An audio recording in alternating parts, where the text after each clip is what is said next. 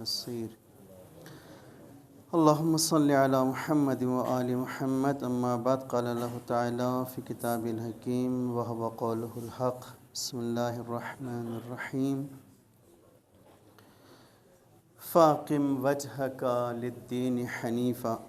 تمام مومنین جو اس وقت تشریف فرما ہے سب کی صحت و سلامتی کے لیے ایک مرتبہ صلوات پڑھیں۔ محمد و آل محمد صلوات۔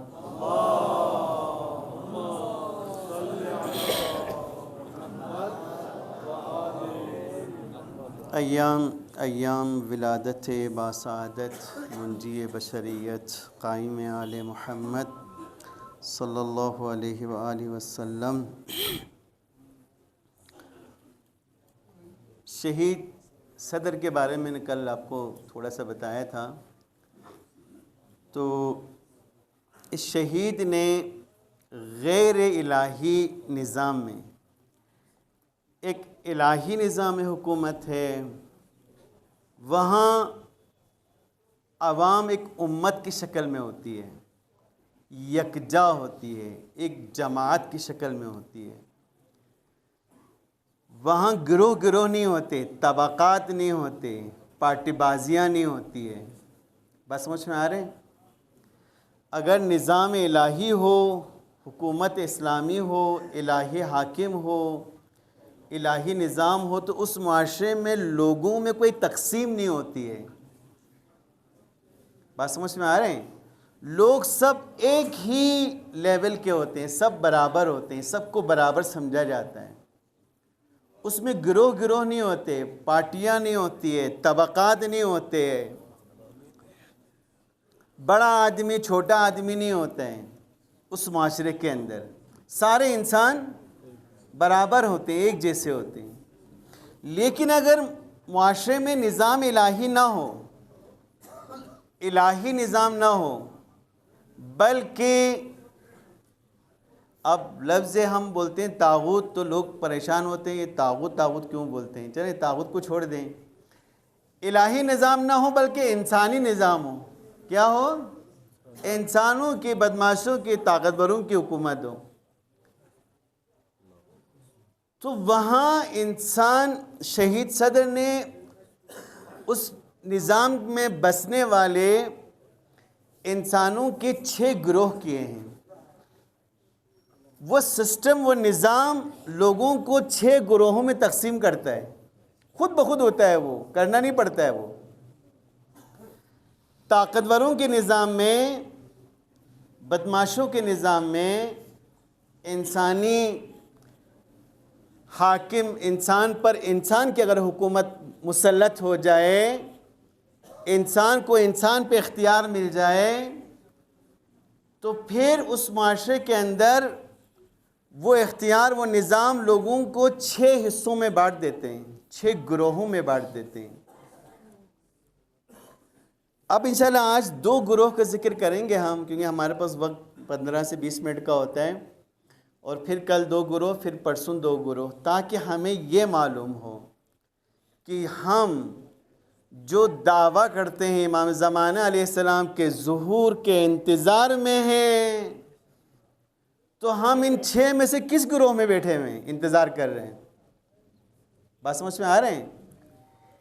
ان 6 میں سے ایک گروہ درست ہے، باقی 5 غلط ہے۔ اب ہم نے دیکھنا ہے کہ ہم کون سے گروہ میں بیٹھ کر خیالی طور پہ امام زمانہ کا انتظار کر رہے ہیں۔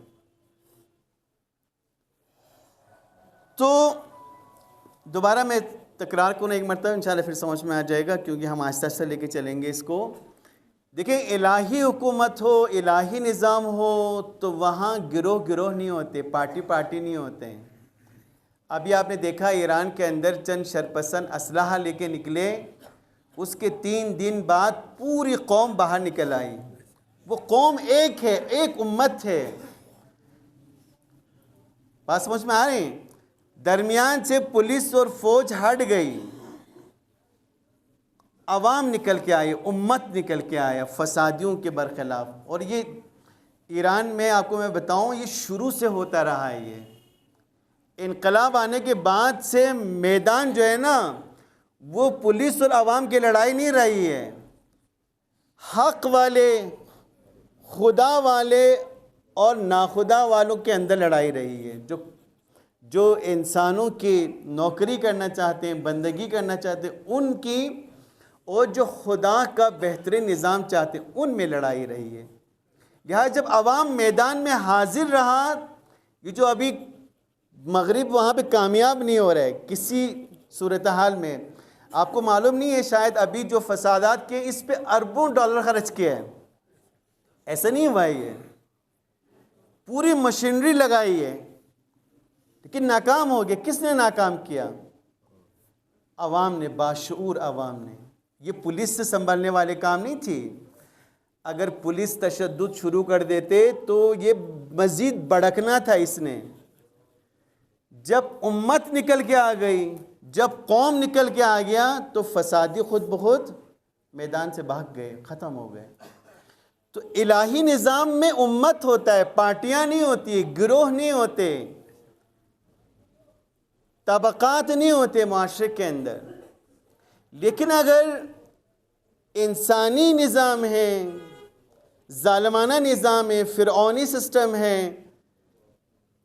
طاقتوروں کا نظام ہے، تو وہاں خود بخود لوگوں میں گروہ پیدا ہو جاتی، بلکہ وہ نظام گروہ پیدا کرتا ہے کیونکہ اس کا مفاد اسی میں ہوتا ہے، وہ نظام چلتا ہی اسی پر ہے. اگر لوگ گروہوں میں تقسیم نہ ہو تو وہ نظام چلے گا ہی نہیں. ابھی فرض کریں ہم سب اہل بلتستان طے کر لیں کہ ہمیں الہی نظام چاہیے، تو دوسرا نظام چل سکتا ہے کوئی یہاں پہ؟ بولیں نہیں چل سکتے نا. تو وہ کیا کرتے ہیں؟ وہ یہ کرتے ہیں کہ ہمیں گروہوں میں تقسیم رکھتے ہیں تاکہ ہم ایک بات پہ یکجا نہ ہوں. یہ اور وہ ظلم کرتے رہیں، ہم ظلم سہتے رہیں، ہم گروہوں میں بٹے رہیں. وہ گروہ ان کے لیے بہت زیادہ کارفرما اور کارمند ہوتا ہے.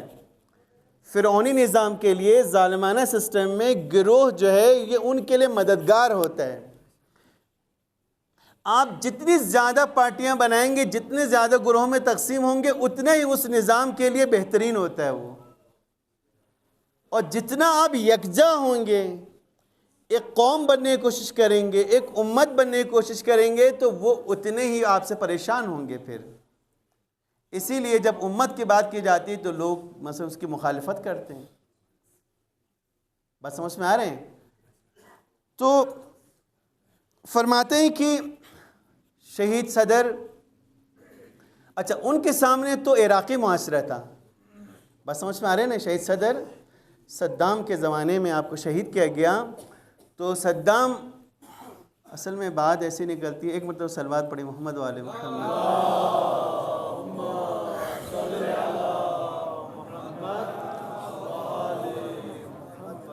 اچھا ہمارا جو موضوع یاد رکھیں، اصول الدین میں سے توحید ابھی چل رہے ہیں، ٹھیک ہے؟ اس کو ذہن میں رکھیں، توحیدی معاشرہ، الہی معاشرہ. صدام جو ہے ایک دفعہ عراق میں بڑا مشہور ہوا، آپ کو پتہ ہونا چاہیے. عراقیوں کا ہمدرد، امریکہ مخالف. یہ معلوم ہے آپ کو؟ صدام کمیونسٹ تھا، امریکہ مخالف قوم پرست تھا. وہ اس نے نعرہ لگایا نحن عرب، ہم عرب والے ہیں، لہٰذا ہمیں امریکہ نہیں چاہیے. جبکہ اس کو چلا CIA رہا تھا. معاشرے میں یہ مشہور تھا امریکہ مخالف لیڈر ہے یہ. بات سمجھ میں آ رہے ہیں؟ یہ سیاسی میدان بڑا خطرناک ہوتا ہے. اگر ہوشیاری سے نہ چلیں تو کب کہ ہمیں کوئی استعمال کر کے چلا جاتا ہے اور ہمیں پتہ بھی نہیں چلے گا.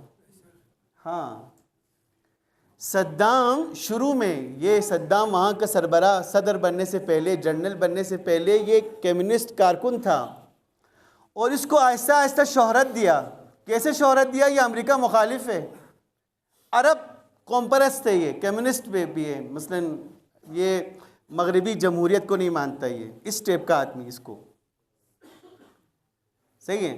بعد میں جب اس کو مسلط ہو گیا، یقینی بات ہے جب وہ اس نعرے کے ساتھ اٹھا نحن عرب. ہمارے شیخ صاحب اللہ ان کو غریق رحمت کر دنیا جا چکے، وہ عراق میں اس وقت پڑھتے تھے. تو وہ کہہ رہے تھے کہ چونکہ جب اس نے نحن عرب کہا، ہم عرب ہیں، تو غیر عرب کو نکال دیا.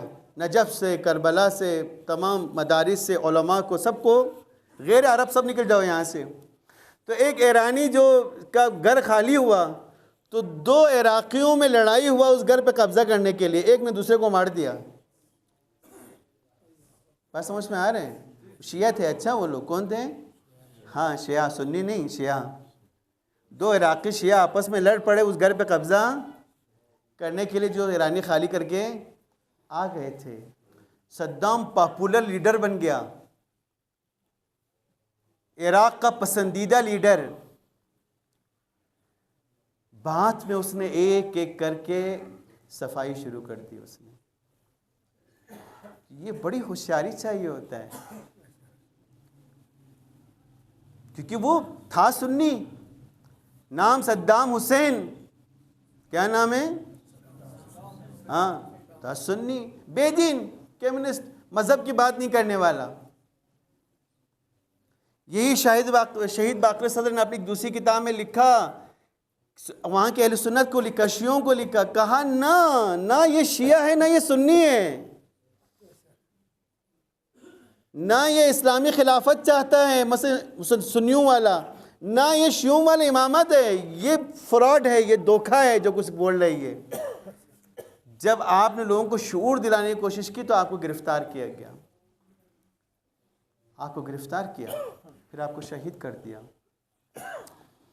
تو ہمارا جو ملک ہے نا وہ بھی انہی صورتحال سے 2-4 ہے.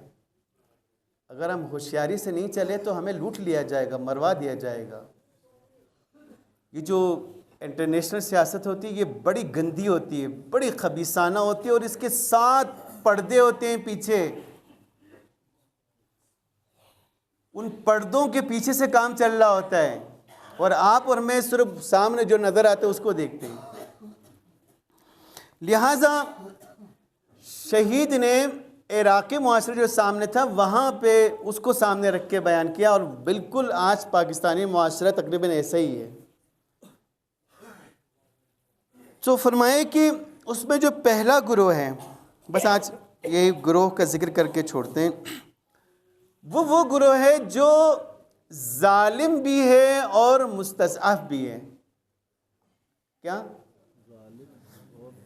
ہاں دیکھو اب عجیب بات ہے، تھوڑا سا غور والے بات چاہیے، تھوڑا دماغ صحیح دکانوں سے نکال کر تھوڑا سا آپ وہ کریں، بازار سے نکال کر، اپنے کاروبار سے نکال کر، تو سمجھ میں آئے گا.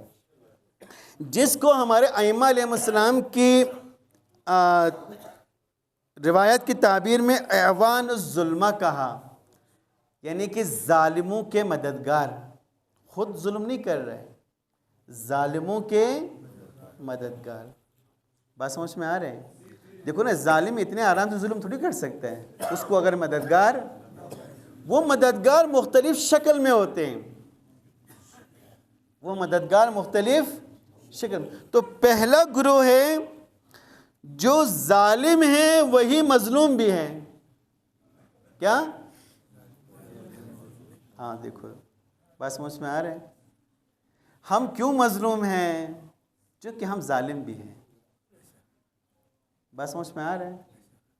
ہم کیوں مظلوم ہیں؟ پہلے تو بتائیں ہم مظلوم ہیں یا نہیں ہیں؟ ہمیں پتہ ہی نہیں ہم مظلوم ہیں. ہم تو ابھی بیچ میں آپ کو بتائیں گے ہم پتہ نہیں کون کون سی گروہ میں شامل ہیں. ہمیں پتہ ہی نہیں کہ ہم مظلوم ہیں، ہمارا حق مارا جا رہا ہے، ہمیں اب بنیادی حقوق سے محروم رکھا گیا ہے. کچھ نہیں پتہ کون رکھ رہے، ہمیں یہ بھی نہیں پتہ.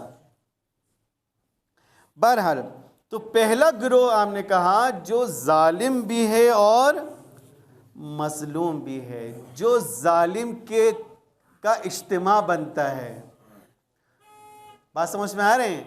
یادگار پہ آتے ہیں یا شائن گراؤنڈ میں آتے ہیں تو اجتماع جمع ہوتا ہے نا، وہ اجتماع بنتا ہے کسی ظالم کے لیے. وہ اجتماع نہ بنے تو وہ ظالم کبھی آپ پہ حکومت نہیں کر سکتا. تو وہ گروہ جو ظالم بھی ہے اور مظلوم بھی ہے. ظالم کس طرح سے ہیں؟ کیونکہ وہ ظالم کا اجتماع ہے.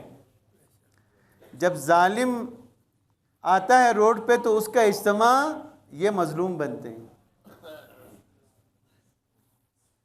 تو پہلا گروہ کیا ہوا؟ ظالم بھی ہے اور مظلوم بھی ہے، یعنی ظالم کے مددگار ہے، ہماری زبان میں سمجھائیں تو ظالم کے ووٹر ہے یہ، کیا؟ ہاں، ظالم کے ووٹر ہے۔ ہاں، دیکھو نا، آپ اگر ووٹ نہ دیں تو وہ حاکم کیسے بنتا؟ نہیں بنتا نا۔ آپ اور ہم اگر انکار کر دیں، نہیں بھائی ہم نے یہ سسٹم ہمیں چاہیے نہیں، تو دنیا کی کوئی طاقت ہم پہ کوئی چیز مسلط نہیں کر سکتا۔ ہم بہت طاقت رکھتے ہیں، یقین جانیں ہمیں اس کا اندازہ نہیں ہے، ہم بہت طاقت رکھتے ہیں۔ لبنان والے، یمن والے کچھ بھی نہیں ہے ہمارے سامنے، اگر ہم حق پہ جمع ہو گئے تو ہم بہت طاقت رکھتے ہیں، ہم میں بہت انرجی ہے، بہت قوت ہے، بہت بڑا خطہ ہے آپ کا، بہت بڑی زمین کے مالک ہیں آپ پہاڑوں کے مالک ہیں، آپ دریا کے مالک ہیں، آپ صحرا کے مالک ہیں،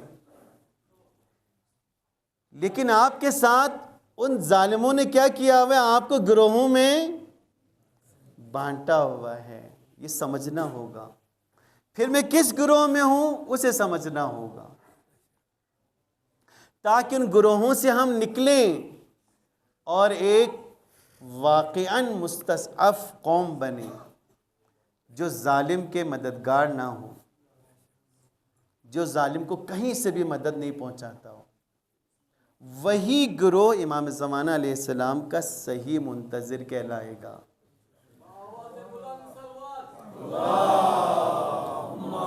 بس ختم کر دیا آج، ٹائم ہو گیا۔ بس آج پہلا گروہ ہی بیان ہو سکا کہ وہ گروہ جو ظالم بھی ہے اور مظلوم بھی ہے۔ ظالم اس لیے ہے کہ مظلوم کے جلسہ بڑھتا ہے، ظالم جب جلسہ کرتا ہے تو جلسہ کا یہی مظلوم جا کر بڑھتا ہے۔ ہاں، تو وہ ظالم بھی ہے اور مظلوم بھی ہے۔ قیامت کے دن جب ابھی آیت ہے انشاءاللہ کل آپ کے سامنے تلاوت کروں گا، جب کھڑا کیا جائے گا تو یہی مظلوم اور ظالم ایک دوسرے سے لڑ پڑیں گے، ادھر بولیں گے تمہاری وجہ سے ہم آج یہ دن دیکھنا پڑ رہے ہیں، تمہاری وجہ سے۔ دعا کرتے ہیں پروردگار کی بارگاہ میں، پروردگارہ وہ دین سے تو نے ہماری سعادت اور کمال کے لیے نازل کیا، سمجھ کر عمل کرنے کی توفیق عطا فرما۔ پروردگارہ مومن مومنات جہاں کہیں بھی مریض شفا کاملہ عطا فرما، جو پریشان حال کے پریشانی کو دور فرما، مظلومین جہاں کو فتح و نصرت عطا فرما، ظالمین جہاں کو نیست و نابود فرما۔ پروردگارہ مظلومین جہان، مستضعفین جہان، دنیا کے تمام سطح رسیدہ انسان تیرے آخری حجت کے انتظار میں، پروردگارہ اپنے حجت کے ظہور میں تعجیل فرما، ہمیں ان کے اعوان انصار میں شامل ہونے کی توفیق عطا فرما، برحمتک یا ارحم الراحمین۔